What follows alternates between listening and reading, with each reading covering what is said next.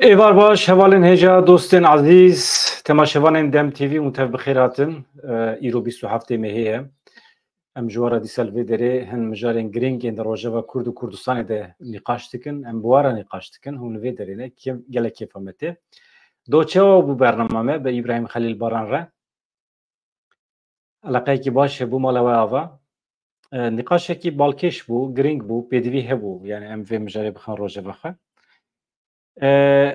ایروژی ام هنک جیه بدن مسئله ازدیان شیروک آنالیزی که اتخاذم بواره پاره بکم لسروی مجاری بله حوالی مکومیسر هف بن هنک از حالی وب پرسم کاز بچم پیامی وب نرم پیشی از هنک حالی وب پرسم باشی ام درباسی مجاری خواب ببن دنگی مباشه گلو کاز دیسا کنترل کم مسئله تکنیکی باوریم پر پیناه دنگ باشه وسا خویاد که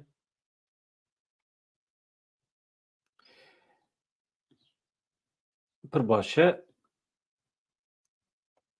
اولو موزیک تو بخیر هاتی از سری ده همه وسا رودی مره اوجی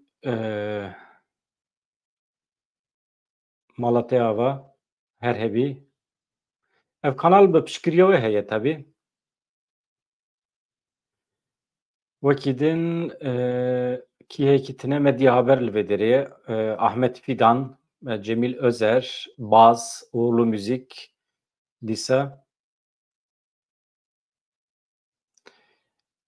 وکیدین کل بدریه رمضان öz و شان خوش دبیجه مالته آوا اسنه کوسا جیه بدم پیامی و گلک mühime İstanbul'e tevlim edibi. Şuha temaşavanım her izide İstanbul'e ne ev çima Hüseyin zanım Ahmet ji gelek başı ji Erivan'e ji Ermenistan'e hejmara temaşavanım hedi izide dibin ez dixwazim ew îro goh bidin vê mijara me ji ber ku Kurdên me yê Erivan'e hema sedî not ezdîne eger goh bidin vê bername me gelekî baş dibe hevalê ku dikevin bername ji kirema xwe dernekevin Ahmet Altuntaş tu jî bixêr hatî Muzdur Dersim ji bo gelê Şengalê elbet gelê me Şengalê jî eger îro li me temaşekê gelek baş dibe wekî din kî heye baş e ji xwe ez ê carna werim li peyamê we binêrim Herdem Welat Memo Depe mala te ava tu jî her hebî Zekî Gül tu bixêr hatî Orhan Esen êvara te jî bixêr Medenî Korkmaz Fırat Ahmet Bakur 56 me gotû Orhan Esen ji xwe wekî din awazên kurmancî dengê zêrîn ew êwe gelo radyoya awazên kurmancî yani tu ji radyoyê tevlî me dibî Abdullah Hakan Silav ji te re Ahmet Şah heye min navê kişên hevalî negotibe nava bernameyê de ez ê navê wan bibêjim mala we ava hûn her hebin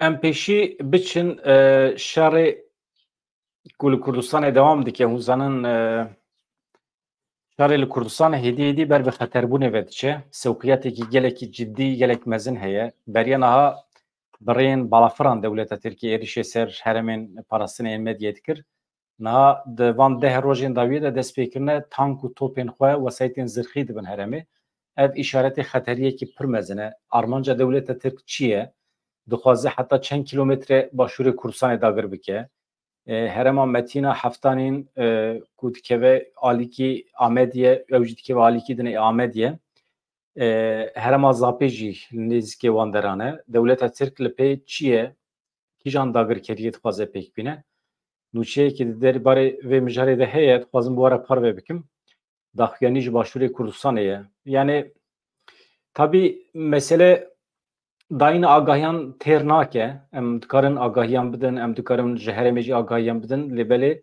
xuya dike ku artêşa Tirkiye dewleta Tirkiye giraniyek mezin daye ser başûrê Kurdistanê armanca wan elbet ne tenê başûrê jî dewleta Iraqê jî îxna kirine qismek hêzê wan kişandine nava vê tevgerê hem pêşiya wan vedikin hem bi wan rê didin çêkirin û çi ye di berdêla vê sewqiyetê de di berdêla vê operasyona mezin de Irak ji devleta Tirkiye çi digre ev jî di bazara wan da çi heye elbet di bazara wan da dîsa xwîna Kurdan heye mixabin ka ez pêşî ji we re nûçe bixwînim êdî şîrove em dikarin bi hev re bikin em pêşî jî bidin çalakiyên gerîla daxuyaniya navenda ragihandin û çapemeniyê ya HPG heye li herêma Metînayê 24 Hezîranê yan beriya sê rojan askerekî Tirk hat kuştin di wê çalakiyê de 25 Hezîranê jî di çalakiyekê din de 2 kon hatin xirabkirin îmha kirin 26 Hezîranê jî dîsa di çalakiyên cuda yên gerîla de 4 asker hatin kuştin gelek Çek û Cebilxanê jî hatin desteserkirin baregîhayê wan ê ku asker li wê derê bûn jî hatin îmha kirin di hemî çalakiyên gerîla de bi tevahî di nava vê hefteya dawî de 8 askerên artêşa Tirk hatin kuştin lêbelê ji çapemeniya Tirkiye me tiştekî nebîst xuya ye vedşêrin vê yekê hin konê wan ê li wê derê belkî jî artêşa Tirk dixwaze bala gerîla bikişine ser baregehê wan yani ew çeperê wan ê li wan hereman û di vê navberê de jî di pîş re jî sewqiyeta xwe didomîne sewqiyeta wan çima em dibêjin ber bi xeterî ve diçe ji ber ku êdî dest pêkirine rêya jî kontrol dikin nasnameyên welatiyan kontrol dikin yani bifikirin dewleta Tirkiye li Başûrê Kurdistanê nasnameya însanan kontrol dike davêje ser gundan însanan dixe lêpirsînê tirs û terorê pêk tîne ev cara yekê me çê dibe mirov dikare weke skandal pênav bike yani çima skandal e tiştekî nedîtiye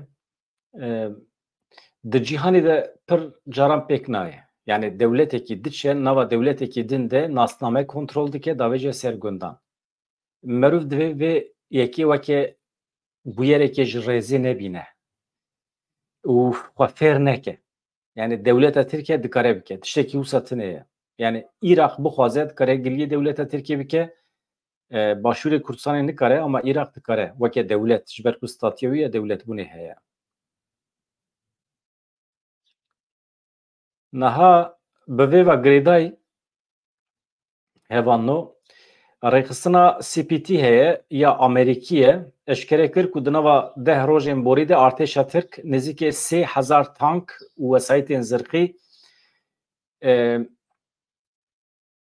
birine Kuderê xistine nava Haka Herêma Kurdistanê bi qasî 3000 tank û wesayetên zirqî rêxistina CPT ya Amerîka ragihand ku artêşa Tirkiye dagirker di rêya ku di meha çilê de li nav Haka Başûrê Kurdistanê çêkirine 3000 tank wesayetên zirqî anîne gundên derdorê ew gund jî evin Ûre, Serûrî, Eredînan, Keste, Çelkê, Bapîrê CPT eşkere kir ku artêşa Tirk di navbera gundên Bapîrê û Kanî Belavê ê Bedînanê de noxteyên kontrolê jî danîne nasnameya welatiyan kontrol dikin û her wiha davêjin ser gundên derdorê jî yani ev ne îddia me ye ev îddaya saziyekî Amerîkiyê li Başûrê Kurdistanê dixebite ji berpirsên vê rêxistina CPT Kamuran Osman çi dibêje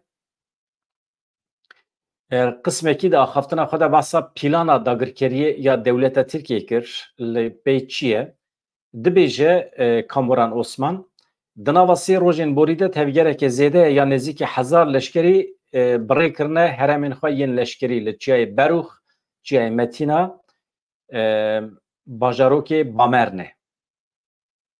Di 25 Hezîranê de noxteyeke kontrolê di navbera gundên Bapîrê û Kanî Belavê de danîne nasnameyên welatiyan kontrol dikin yani saziya Amerîkî vê yekê dibêje dewleta Tirk niha dixwaze ji şela dizê heta çiyayê Metînayê xeteke ewlêkariyê ava bike ku ev xet di Derelûk, Bamernê, Bêgova da derbas dibe bi vê yekê artêşa Tirk dixwaze hemî gund û bajarok her wiha Çiya, Zevî, Dol, Newal, Av hemî deverên li vê derê bixe bin kontrola xwe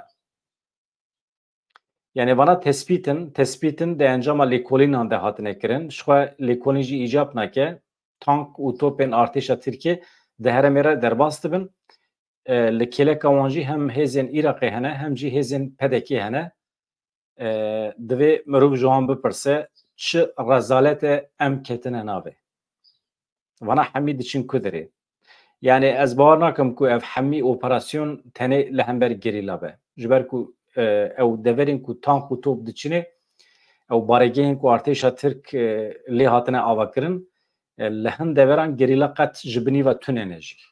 Lêbelê divê derê xuya dike ku artêşa Tirk ji bo dagirkirinê ji bo mayînê baregehên xwe ava dike. Îjar hem Îrak dizane hem PDK dizane ama çima reddin vê yekê heqeten merû mereq dike. Yani em dixwazin bipirsin. Yani hûn li pêçine. Dewleta Tirkiye em armanca dewleta Tirkiye dizanin. Lêbelê hûn li pêçine. Yani çima hûn reddin vê yekê? Yani PKK dike hencet, hebûna gerîla dike bahane. Em tev dizanin mesele ne tenê ew e jî.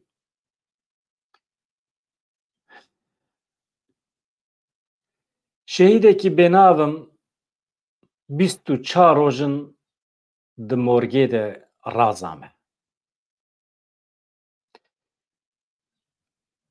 Vê nûçê gelek ez êşandim. Yani gerîlayekî bifikirin xortekî ye yan jî keçikekî me Kurd e. Ji bo daw û dozekî pîroz derdikeve serê çiyê, şer dike, di şer de jiyana xwe ji dest dide bi şiklekî. Cenazî wî perçekirî tînin dixin morgê, lêbelê kes nizane kî ye, nasnama wî tune. Heta niha 24 rojin nasnama wî nehatiye eşkerekirin. Ji ber vê yekê ne testa DNA hatiye çêkirin, ne malbat dizane gelo kurê kî ye, ji kîjan malbatî ye, kengê tevlî bûye, ev nayê zanîn. Ama em tenê dizanin şehîdekî Kurd û Kurdistanê ye, nasnama wî nayê zanîn, navê wî nayê zanîn ama di morgê de raza ye. Li bendê ye ku rojekê xizmê wî yan jî dayîka wî were tespît bike. Xwîna xwe bide, testa DNA çêbike û derkeve holê ku ew kurê wî ye yan jî keça wî ye. Yani belkî cinsiyeta wî jî em nizanin. Yani di nava vê hovîtî de mirov çawa dikare aqil zayîneke ew jî meseleyekî din e. Cenazeyê gerîlayê Kurd nayê nasîn. Di encama bombebarana Sisî Hezîranê de li herêma di navbera Elbak û Geverê de jiyana xwe ji dest dabû. 24 rojin li morgê tê seknandin. Nasnameya endamê HPG nehate zanîn, li morga nexweşxaneya Perwerde û Lêkolînê ya herêmê tê seknandin. Her wiha di wê bombardumanê de du gerîlayên din jî birîndar bibûn, ew her du gerîla saxin vê gavê têne tedavîkirin. Tedaviya wan dewam dike, lêbelê derece birîndarbûna wan em nizanin. Muhtemelen piştî ku werin dermankirin ew ê bavêjin zîndanê. Xwedê zane çend salan ew ê ceza li wan bibirin. Yani qedera Kurdan divê ne wisa biya. Yani em vê qederê, em vê serpêhatiyê, em vê jiyanê heq nakin. Yani tu stûçekî me Kurdan tune ye. Yani tenê eger Kurdbûna me bihata qebûlkirin, eger netewbûna me bihata qebûlkirin, hebûna me an netewî, çand û kültûra me, zimanê me bihata qebûlkirin, belkî jî kesî pêdivî nedidît biçe şer û bikeve nava cengekî bê eman ku ev 40 salin dewam dike li welatê me.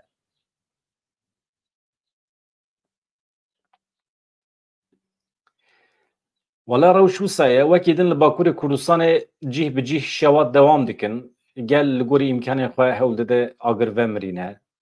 Dewlet alîkarî nade. Alîkariya ku dişîne wê derê jî temamen formalîte ye. Milletê me van deman êşa milletê me gelekî derketiye siyarûyê avê xwe dide der.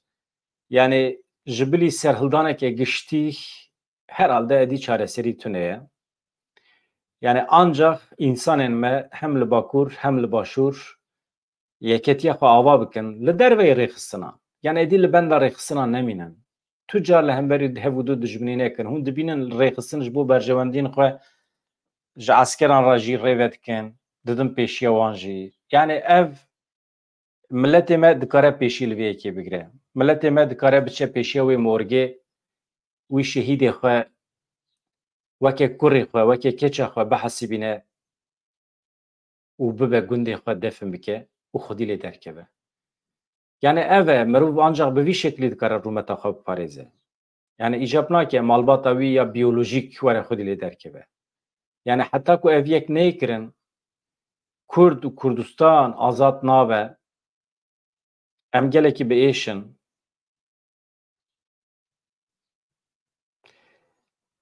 rewş wisa ye yani di çare tê zanîn îro tabii meseleya qayyûma jî heye me gotibû dewleta Tirkiye bi danîna qayyûm ya ser şaredariyên Kurdan firsendekî mezin dide destê Kurdan ku rabin ser piyan yani Kurd dikarin vê yekê weke firsend bikarbînin lêbelê heta niha tu îşaret derneketin ne ji tevgerê Kurdan ne ji nava milletê Kurdan heta niha îşaret tune ye dewleta Tirkiye eger ji vê bêdengî cesaretê bigire qayyûm bavêje ser şaredariyên din tu tiştekî hûn nikarin bikin yani pir zehmet dibe û ne tenê qayyûm jî eger dewleta Tirkiye qayyûm bavêje ser şaredariyan û deng dernekeve bêdengî hebe bi cesareta ku ji vê derê ew ê bigire ew ê bavê ser Rojavayê Kurdistanê jî ew ê bikeve başûrê Kurdistanê jî her hereketekî terorî ê dewleta Tirkiye gerek wisa li diyarê gel biqelibe gerek li Hêrsa gel biqelibe ancak bi vî şeklî dikare heddê xwe zanibe yani heta ku derê ya jalîkî ve bi balafirê xwe êriş dike ser başûrê Kurdistanê jalîkî ve tank û topê xwe di nava gelê me re derbas dike dibe heta başûr dikşîne ser wan zarê me gencê me ê li serê çi ye jalîkî ve jî qayyûm davêje ser şaredariyên me jalîkî ve jî Rojava tehdît dike Rojava bê av maye bê elektrîk maye çi ye yani yani heta ku reaksiyona gel dernekeve heta ku serhildanekê ciddî a gel dernekeve çareserî nabe yani ne mümküne ne mümküne rê rêbaz kivşe êdî maye ser vicdana me yani em jî vê derê dipelpitin em jî vê derê nîqaş dikin ama em tev zanin êdî pêdivî bi nîqaşan jî tune çünkü herkes zane herkes şiyar bîye mesela di salên heştê de di salên nodî de temam şiyarbûn tune bû gerîla gund bi gund digeriya propaganda dikir şiyarbûnekî çê dikir di nava gel de berdêl dida canê xwe dida hûn zanin çend gerîla siv ji bo îqnakirina 10 insana çûne gund jiyana xwe ji dest dane ama îro jî em însana naacîbînin îro jî mirovên şiyar jî em ji xwe nahesibînin ez vê mantiqê red dikim yani mantıqa ku dibêje ev ji me ye ev ne ji me ye tu carî ez qebûl nakim Kurdbûn bes e arkadaş Kurdbûn bes e yani wezîfeya azadkirina netewa Kurd û Kurdistanê bidin ser milê her kesî parve bikin veya bi komekî bi cemaatekî çê nabe her kesî ye ji ber vê yekê her kesî ji xwe bihesibî kesekî nekin der tu lûksa we tune ye sûç e her kesî bihewînin her kesî bigirin nava xwe yeketiyê çê bikin mesela netewî meselekî wisa ye hûn dinêrin terörekî pir ciddî heye em çar kese nabînin rabin ser xwe ya tiştekî wisa dibe me salê nodî wisa bû salê nodî hestê netewî hebû alîgirê partiyan tune bû her kesê ku vicdana wî bikete nava hereketê radibû ser xwe reaksiyon nîşan dide yani wisa ye î ji neho pêva jî divê wisa be yani ez bi xwe vê derê heqeten rica min ji tevgerên Kurdan ew e ji kerema xwe re meseleyên xwe ên rêxistinî meseleyên xwe yên îdeolojîk bixin bin siya meseleyên netewî mesela netewî meseleyekî pir giran meseleyên îdeolojîk û rêxistinî kengê derdikibe hûn zanin piştî azadî Kurdistan azad bû şûn ve tu kîjan îdeolojî bixwazî tu kîjan bîr û bawerî bixwazî tu dixwazî anarşîst be tu dixwazî tevgerekî îslamî çêke Hizbullah çêke tu dixwazî xrîstyan be ateîst be çi dibî bibe ama piştî azadbûna Kurdistanê mafê te yê xwe rêxistinkirinê wê hebe îdeolojiya xwe dikarî pêk bînî dikarî ji millet dikarî millet îqna bikî ama niha rewşekî pir acîl heye meseleyekî jiyanî heye li ortê em tune dibin em tune dibin û ferdê rêxistinan jî tune dibin dewletekî bihêz heye li hemberî me ez dirêj nekim ez biçim Bolîvyayê em hinekî sebra xwe bi wan de rabînin li Bolîvyayê hewldanekê nû çêbûye hewldanekî lû ya ew ê darbê yani hinekî dişibe mesela Tayyip Erdoğan ya 15 تیرمه 2016 bu. Evet. Yani ki dış bir mesele. Kaz peşin uçacılara bukunayım. Yoldaşlar. Mesela izleyen mühime ez ne paşetim emelser mesela izleyen jihneki guftugov bkin ez ve deri de jî fikri ve binivîsînin ez ê bixunim. Yani ezidî biz ez were direkt bêjim. Ezidî Kurdin yan na. Madem ki ezidî Kurdin Kurdbûn yani Kurdbûn çi fayde daye ezidiyan. Heta naha. Ezidî ber bi kê derê ve diçin. Yekînin artêşê yên bi çekên giran hewldan li Bolîvyayê navenda siyasî ya La Pazê bi dest bixe û polîsên leşkerî hewldan bikevin hundirê qesrê. Serokdewletê Bolîvyayê Luis Arce bang li welatiyan kir ji bo parastina demokrasiya li welêt li dijî hewldana darbeyê da kevin qadan. Serokkomar peyamekî bi dîmen weşand got pêwîstiya me heye gelê Bolîvyayê li dijî vê darbê ji bo demokrasiyê seferber bibe xwe birêk û pêk bike. Bolîvya divê carekî din destûrê nede hewldanên darbê yên li dijî wan. Serokkomarê yekemîn yê xwecihî yê Bolîvyayê jî tê bîra we Evo Morales bi artikim gerîleyekî kevne jî şoreşkerekî kevne em bêjin li ser hesabê medya dijîtal çi got em ê nehêlin hêzên çekdar demokrasiyê bin pê bikin çavê gel bitirsînin. Morales bang li piştevanê xwe jî alîgirê xwe jî kir li dijî hewldana darbê da kevin qadan rê bigirin destûr nedin ku esker li Bolîvyayê darbe pêk bînin. Li Kenyayê jî rewşekî cuda heye. Mesela merû pir dixwaze û tişta ku li Kenyayê çê dibe mesela li Tirkiye çê bibe. Heqeten milletê Tirk çiqas ew e ya. Çawa merû bibêje tevizye. Yani ev hestên serî hildanê ê milletê Tirk tucar çê nebiye. Mesela birçî dimîne, tî dimîne, rezîl û rûswa dibe serokê wan derdikeve dibêje ya mühim welat e ya mühim dewleta me ye tehê dît goy xwe berxwe de berdan û dengê xwe nakin ji birçîbûnê re razî ne. Ama dewletekî wekî Kenya, milletê Kenya rabiye serpiya li hember çi? Li hember bacê yani vergî. Çiye çi ne hikûmetê biryar daye rêjeya bacê hinekî zêde bike. û millet serî rakir, îsyan kir. Heta niha 22 kes jî mirine. Serhilder hê jî nasekinin. Dibêjin di rojên pêşme de jî em ê serî hildin. Heta kengê heta ku ev qanûna ku bacê bilind kiriye raweste. Ev qanûn di meclîsê re derbas biye. Xwe sebebê îsyana gel jî ew e. Ama serokkomar hê îmze nekiriye. Li Tirkiye çima ev rewş çê nabe? Li Tirkiye dema birçîbûn çê dibe ê ku reaksiyon nîşan didin dîsa Kurdin. Yani mantıqa Kurdan ya serhildanê heye lêbelê tam yeketî çê nebiye. Ez nu çê bixunim ji we re derbarê Kenya'da.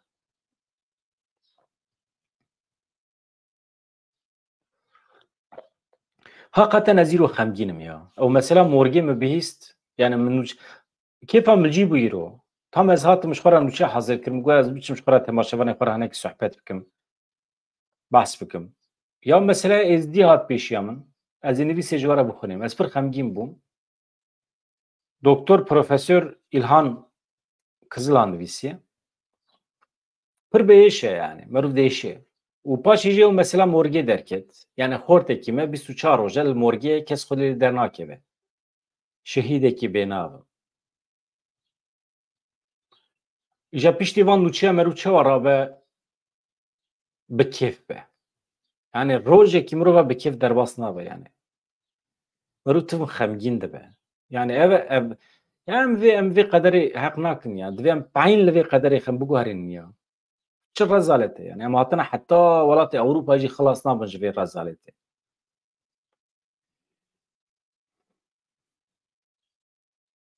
Wisa ne wisa yani. Komisyona mafê mirovan ya netewî a Kenyayê. Saziya mafê mirovan ya fermî ye. Aragahand Kulvelet nazde li paytext Nairobi bigiştî 22 kes mirine, zêdeyî 300 kes birîndar bûne, zêdeyî 5 kes jî hatine girtin jaliya rejîmê ve. Xelk li dijî zêdekirina bacê di 8 rojên dawî de cara sêyemîn e dadkeve qadan. Bravo. Kanûna di derheqê bacê de ku roja sêşemiyê ji alî parlamentoyê ve hat pejirandin, hîn jî ji aliyê serokê dewletê William Ruto ve nehatiye ragihandin. Yani ew jî ditirse. Meclisa ku hatiye, yani kanûna ku ji aliyê meclisê ve hatiye erêkirin eger ew îmze bike, isyan ve zêde bibe. Ne vere yani? Ev e işte. Demokrasî ev e. Yani li welatekî weke Kenyayê jî demokrasî pêkti. Em jî di nava cehennemê de ne. Çiye çin ne? Velhasıl. Ya ez naxwazim heqaret li rêveberên dewleta Tirkiyê jî bikim ya. Naxwazim heqaret li wan bikim. Ji ber ku yani milletê Tirk qirar daye, milletê Tirk qirar daye ew kes serok be. Ew hikûmet rêveber be. û ji encama wî jî razî ne. Ama işte yani em yan daxilê meselê dibin, em yan ji qirara wan re rêz û hurmetê digirin, em jî rêveberên dewleta Tirkiyê ji xwe re weke rêveber qebûl dikin. Şaretê tune ye, usûla demokrasî wise. Ya jî cihêd bî yani. Cihêd bî. Cihêd bî welatê xwe cuda dikî. Başqa çare tune. Li Kenyayê mesele ev bû, em derbasî şengalê bibin. Hêdî hêdî em dadkevin nava meseleya êzdiyan. Wax çiqas bû derbas bû heval no. 27 deqe derbas bû. Em hîn hatine ser meseleya xwe esasî. Ama ji kerema xwe re ez dixwazim fikrê we bigirim derheqê êzdiyan de. Mesela êzîdî ber bê Kurderê ve diçin, êzîdî çima ji Kurdbûnê xeyî dîne, çima naxwazin bibin Kurd. Yani jî heqeten bi aslê xwe Kurdin yan ne Kurdin, belkî Erebin jî. Ew Şêx Hadî ku hat nava êzdiyan kî ye mesela? Çi fayda Kurdbûnê gihîştê êzdiyan heta niha? Ji bilî xwîn rijandinê, ji bilî qatliamê. Ê ku Kurd ê ku êzdî qetilkirine kî ne mesela? Mîrên Kurdan. Do me behs kir bi qismekî.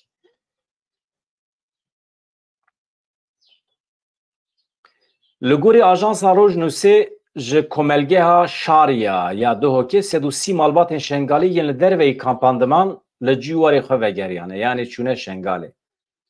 Rîca min ji rêveberiya şengalê we xwedî li van însanan derkevin, wan di rêveberiyê de bicih bikin, xortê wan ên kêrhatî, ên jîhatî di rêveberiyê de bidin bicihkirin û gelê me hatiye wê derê jî bila karibin biçin ser zeviyê xwe, erdê xwe, mal û milkê xwe.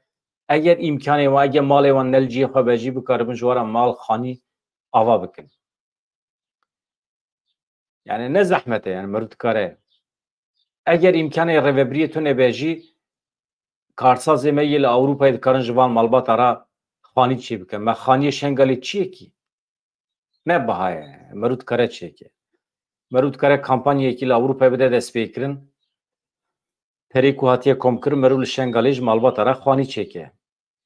Bifikirin 2500 keç û jinê êzdî hêjî wendan e. Namusa Kurdan e. Rûmeta Kurdan e. Niha di malê Ereban de kolên e, cariyen e. Di rewşekî wisa de çawa xewa mirovan tê? Ji ber vê yekî em dibêjin, madem kî tu dibêjî êzdî Kurdin, biçe qîz û bûkê wan ji nav lepê wan Erebên pîs derxin, bînin ku em îspat bikin ku ew Kurdin, ku em xwedî li wan derketin. Ez keda hevala inkar nakim, elbet Qesedê pir mücadele kir. Qesedê heta niha bi qasî 2-3 hezar însan rizgar kirine ji destê Daişê. Ama çima ketin destê Daişê? Çima me tedbîr negirt? Çima hêza me ya xwe parastinê tune bû? Madem êzîdî Kurdin, çima êzdî li şengalê بتنا سری خواهاتن هشتن یا مادام عرب چمه اوجده هشتن از دی دوی 100 ساله دا چمه هیجی سویه و دنیای نه یا وجدان انسان چه قبول بکن خود زانه چند کچکی وان از دیا بکی مال کردان دا بجیون کردین که دوی دوره دا هیجی شریعت دا پاریزن هنه لگوری شریعت اگر تو بچی گنده کی داگر بکی حقیقته هی تو دستانی سر جنوزاره و ما بزنا بیجن آیت داد بیجه yani وسط بیجه yani هنه کی خوان نوجم بکن هنه کی مدرن ببن لگوری وی دمه تفگرن yani ki خلا می باوته تو چی گنده کی داگرد کی تو زوریل کی به مسلمان تو بوی مسلمان به جهنم هر جنت اخوا yani ama karşı halki ne be ya tamam rezu hürmete mehej bavariyet ara ama hakikatine karşı kesibi hakikatine tu malu mülki halki talan biki ujni wan veke cariyeş khara bigriye yani xudaya ki kuvve ki emir bike tune tişteki usa ne mümküne yani tu çavat kari bavariya xwa به فکر کی بینی کود کرش ترا بیجه تو مالو ملکی جیران خود کاری تلام بکی وش خورا وکی غنیمت به دست بخی چوا انسانی کود تو کاری وسا باور بکی نالت هر به جهنمت جنتته yani جبو تو بچی جنته تو چواد کاری او خاصا ظلم چه بکی به دنیای دینته چواد کاری müsaade بکش بیه کرا راسته نه راسته Müslüman ki bile cevap bide yani. Ezidi çima ne Müslüman? Çima Müslüman be? Hristiyan çima Müslüman be? Mesela çi dikare bikşine de İslam'da çi dikare van Hristiyanan van ezidiyan bikşine ne bakar? Tüdbi aramit ne? Ne kemi mesela din? Mesela ne kemi mesela din? Herkes de bavariye hada azade. Luguri bavariye ha luguri ola ha biji ama azadiyete ya oli sinori hatta kudri hatta kutu zarar bidi insan ekiden. Ya insan edin Müslüman be, ezdi be, şkijan dini be böyle be. Azadiyete hatta azadiyeviye. Sinori azadiyete. Jiberviye ki em dibêjin kanûnên vê dünyayê bikarbînin, demokrasiyê bikarbînin. Demokrasî ji ewa xwe derketiye, ji wateya xwe derketiye. Herkesî demokrasî devê xwe de xistiye benîşt. Uf. Bînim teng bû. Me çi gotibû? Vegeriyana gundê xwe me gotibû şengalî sed û sî malbat tiştekî baş e. Ji bo vegera wan hin rêxistin alîkarî dane wan, rêxistinên herêmî, rêxistinên navnetewî me gotibû. Beriyan hacî wezîrê koç û koçberan ya Iraqê çi gotibû? Heta dawiya me hat Tîrmeyê wê tevahî kampên koçberan yên li Herêma Başûrê Kurdistanê werin vala kirin, sîstema perwerdeyê li wan deran êdî bi dawî bibe. Herkes mecbûr e vegere ser erdê xwe, herêma xwe ya berê. Baş e? Na ez dixwazim nivîsa İlhan Kızılhan ji we re bixwînim. İlhan Kızılhan profesör, doktorekî bi asê xwe êzidî ye. Di derheqê êzidiyên hemî cîhanê de lêkolînên wî hene. Bi xwe yani mêrik xwendiye yani profesör doktor e. Ser vê yekê xwendiye. Ez bar dikim psikolog e jî. Îja gelek êzidiyên ku hatin Almanyê jî wî alîkarî da wan êzidiyan. Niha di nava cemiyata êzidiyan de û gelek gotina wî jî derbas dibe. İlhan Kızılhan. İja îro ez rastî nivîsek wî hatim min xwend min got baş e. Ez dixwazim vê nivîsa wî bixim mijara bernameya xwe ji bo ku belavtir bibe. İja ji we re bixwînim ka fikra we çi ye derheqê vê de. We got erê.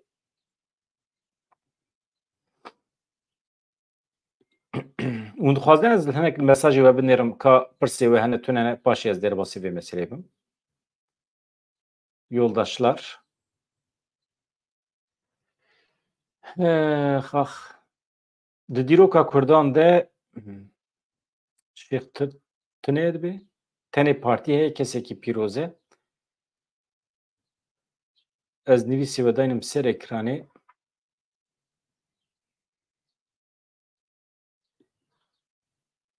Baş e.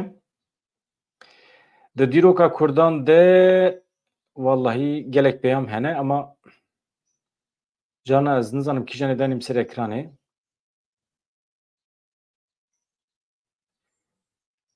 Baş e ez bê ku wext wenda bikim ez nivîsa İlhan Kızılhan bixwînim piştre ez ê dîsa werim peyamê we. Kaş kerema xwe re guderî bikin. Em bi derbekê de bixwînin û biçin. Baş e? Yek, du, sê em didomînin. Profesör Doktor İlhan Kızılhan dibêje ez êdî bi ku derê ve diçin. Di van demê de wî de dengê bilind radibin û gengeşî li ser Kurdbûn yan jî nekurdbûna êzidiyan tê kirin. Ev guftûgo car caran bi gelek heste, agresîv, êrişkar û bêedeb derbas dibe. Beriya li ser nasnameya etnîkî ya êzidiyan û helwesta Kurdên ne êzidî rawestim ez vê bêjim. Kî dixwaze bibe çi azad e. Lê mafê tu kesî tune ye bi kotek, bi zorê nasnameyekê bide kesan û koman. Gelo sedem hene ku êzidî bibêjin em ne Kurdin. Erê, gelek sedem hene. Ji destpêka İslamiyetê ve heta îro êzidiyan tu xêr ji Kurdên Müslüman nedîtiye. Talan, komkujî, tacîz, lêdan, ol, guhertina ol, bi zor, êş û tadeyî dîtine. Travma li ser travma, nifş bi nifş, 1400 sal bêdawî. Ev jî nebese sala 2014 bi sedan Kurd tevlî Daişê bûn, serê mêran bi navê Xwedê jê kirin. Keç û jinên êzdiyan birin. Hê jî ez şehedim hinek Müslüman xwarina ji destê êzidiyan naxwin. Baş e. Çima bila êzidî Kurd bin yan jî Kurd bimînin? Eger êzidî Kurdên resen bin jî yani Kurdên heqîqî bin jî çi xêr û selametiyekê vê nasnamê heye ji bo wan? Ez behsa dijminatiya Tirk, Ereb û Aceman nakim. Ev meseleyekî cuda ye. Ez behsa biratiyê dikim. Biratiyê. Bila tu kes niha nebêje ez filan êzidî nas dikim. Balê min e, dostê min e, cîranê min e.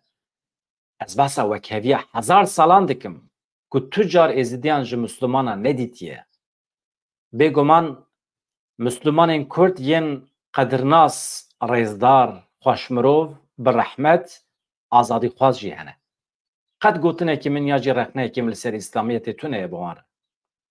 Lê Kurdên Müslüman û hinek serok û mîrê wan li ser çi navî dibe bila bibe êzidî kuştine, malê wan talan kirine, êzidî qir kirine.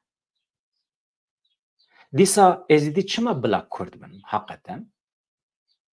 Êzidî bi taybetî Şengal 10 salên dawî xwîn digirên. Hê jî 2600 êzidî wendan e. Bi komî hatin qetil kirin. Ciyê wan ne diyar e. Bi 100,000 li kampan dijîn zêdeyî 150,000 reviyan Ewropayê. Koçî welatên din kirin. Şengal hê jî wêran e. Dijmin bombe dibarîne ser wan.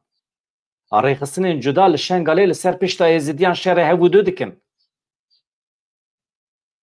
Ev karesat û travma xilas nebiye. Hestê wan bilind tevlî hevin. Bêçaretî xwe weke siyekî reş di nava êzidiyan de belav kiriye. Bêçaretî hêvî nemaye.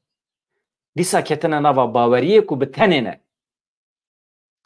Dîsa ketine nava wê baweriyê ku weke her carî bûne sêwiyê gerdûnê û tu car ji wan fermanan rizgar nabin.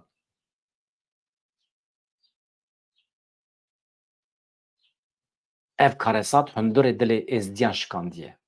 Giyan û kezeba wan sotiye şewutandiye.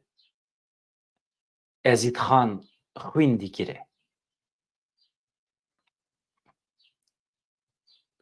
Di nava vê bêçaretiyê de destê xwe dirêjî her kesî dikin ku gotinekî baş yan jî soza alîkariyê bide bila Tirk be Ecem be yan jî Ereb be ji bo wan feq nake ji ber ku bêçare ne. Bêçaretî tiştekî wisa ye. Êzîdî ji ber gelek sedeman Kurdiya xwe Kurdîtiya xwe didin ser mêzînê. Yani em Kurdin, em ne Kurdin. Em Kurd bin çi ye, Kurd nebin çi ye.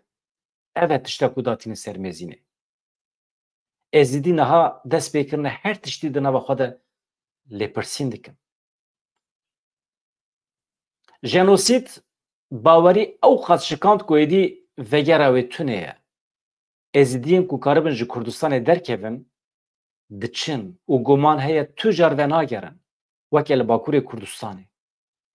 Belkî wiha jî dilê hinekî kom û şexsan jî wê rehet be. Ji xwe wan dixwast êzîdî ji Kurdistanê dûr kevin, biçin, xilas bin. Li Bakurê Kurdistanê êzîdî heqeten nemane.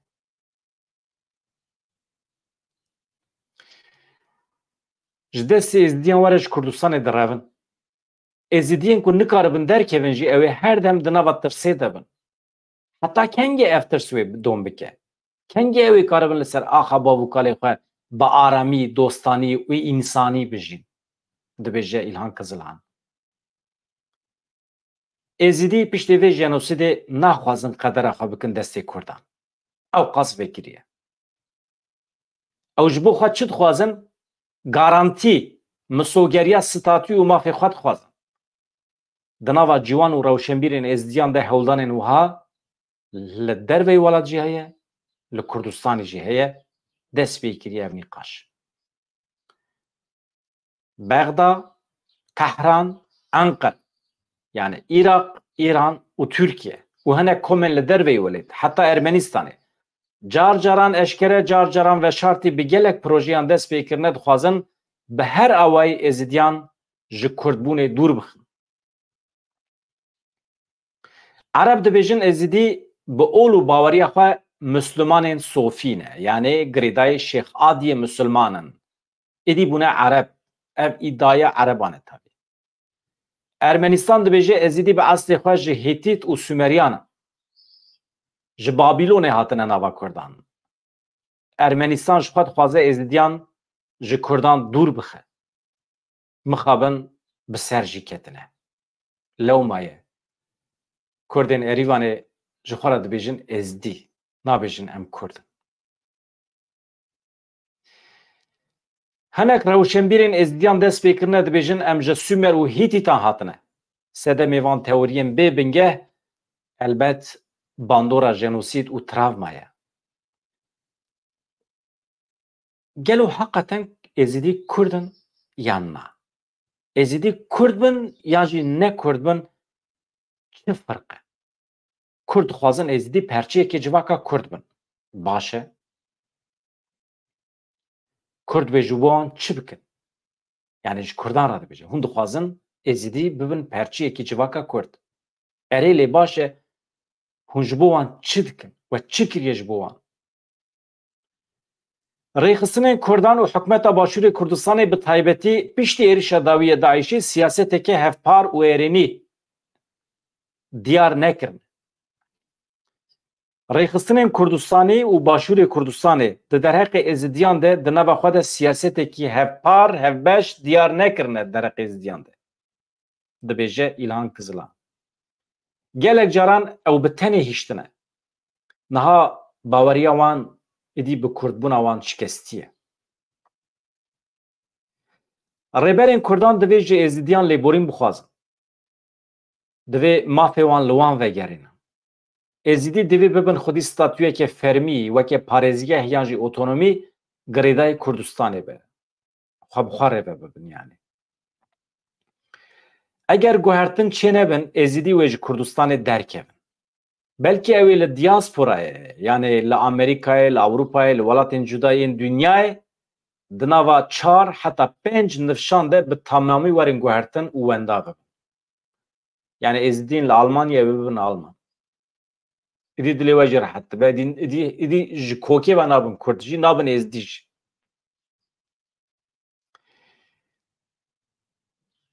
şxwa ew jî wisa dibêje. Dibe ew ê wenda bin. Êdî Kurd bin ya ne Kurd bin. Ew li diasporayê bibin xwedî nasnameyekê nû ne Kurdî ne jî êzidî. Êzidî Kurdin ya ne Kurdin. Bêguman êzidî bi zimanê xwe, bi çanda xwe, bi ol û erda xwe Kurdin. Lê piştî 4000 salan êzidî bûne xwedî hinek taybetmendiyên cuda. Lê ev taybetmendî yani ev cudabûna wan nayê wê wateyê ku ne Kurdin. Elbettekî dibêje êzidî Kurdin. Dîsa jî her êzidiyekî xwedî heq, her êzidiyekî xwedî maf û azad e ku nexwaze bibe Kurd. Yani heqê her êzidiyê de her êzidiyekî xwedî maf û azad e ku Kurd be jî. Yani herkes nasnama xwe bi xwe qirar dide. Dibêje Doktor Profesör İlhan Kızılhan. Baş e? Çi ket serê we? Yoldaşlar.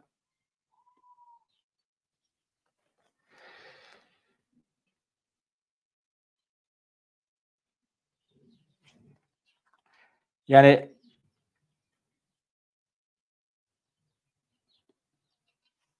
ez hinek li peyamê we binirim ka we çi gotiye derheqê va meselede. Her bijî êzîdxana azad hûn kê êzîdî tinekin wê Kurdistanê jî ji holê rakin. Ev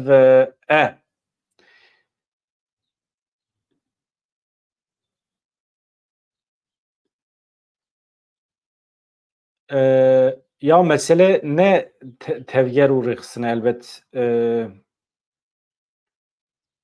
yani tiştê rexnên profesörê me berfireh heye yani. Mesele basa rêxistina nake. Yani Kurd bi giştî çi qas xwedî li êzidiya derdikevin. Yani hûn hîn xwarina destê êzidiya naxwin. Hûn dawa çi dikin?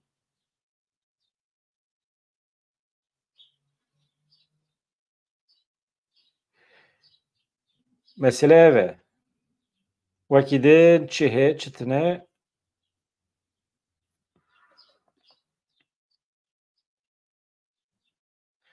erê fikrê we em hemfikirin li ser van mijara. Derheqê dagirkeriya dewleta Tirk hûn çi dibêjin ji we hin heval bixwazin werin tevlî bin hûn tim vêyekî dikarin bikin ji we re bêjim. Hevalê ku bixwazin werin biaxivin çi dikarin bikin ji min re dibêjin em dixwazin tevlî bin binêrin. Tên tevlî dibin fikra xwe dibêjin. Baş e? Aha lînk min ji we re şand. Lînk min ji we re şand ser evê. Kî bixwaze tevlî be pêlê dike tê jor fikrê xwe di derbarê şerê li Kurdistanê de dibêje. Di derheqê qedera me de dibêje û hem jî di derheqê êzidiyan de herkes her tiştî dikare bêje.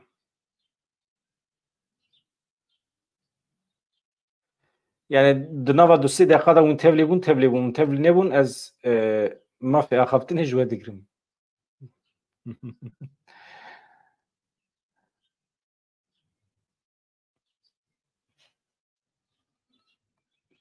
Ka hevalê me çi nivîsiye?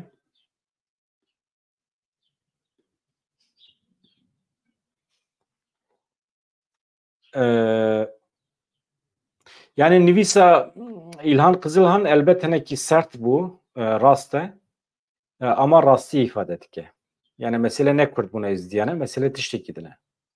Yani Kurd bûn ji wan re fayde nayne. Do jî me bas kir li Bakurê Kurdistanê di zemanê xwe de 200-300 sal berê pir êzidî hebûne. Eşîretê wan hebûne. Ev mîrektiyên Kurdan bi destê Osmaniyan avêtine ser wan. Yek jî mesela tiştekî din jî kirine bahane di nava Osmaniyan de yênî çerî hebûn, ew bi xwe Elewî bûn. Çawa hatine xapandin û zanin, gotine ev êzidiyên Şengalê em biçin wana qira wan bînin, vana ji nesla êzîdin. Êzîdê ku Hezretî Elî zarê Hezretî Elî kuştine bu taybeti Hüseyin li Kerbelay dibe Ezid Kure Muaviye dibe vana cisni wanan hatine. İşte bu şekli Yeniçeriyen de ve Osmaniyen de xapandine usa berdane birine Şengali. Li Şengali vakti ku Osmanlı eriştikin ser çiyay Şengali ku ezdi xali Spartine bi pir bi hovane eriştikin. Mina ku Hayfa Hüseyin ji zarokên evê bigirin. Muaviye. Navî Yezid piye. Ji halbuki herkes dizane ku alaka ezdiyên me bi Yezid tune ye. Tenê nav dişibe. Ji navê Yezid ji Kudrê tê, navê Ezidî ji Kud tê ew tiştekî dine. Mesele ev e yoldaşlar. Ka hûn nehatin. Wextê hûn neyên ez ê xatir ji we bixwazim. Baş e. Mala we ava ji bo tevlîbûna we gelek spas. Sibê bi mijarên nû belkî bi mijarên cudatir em ê li vê derê di xizmeta we de bin bi hêviya rojên xweş wazat xatirê we.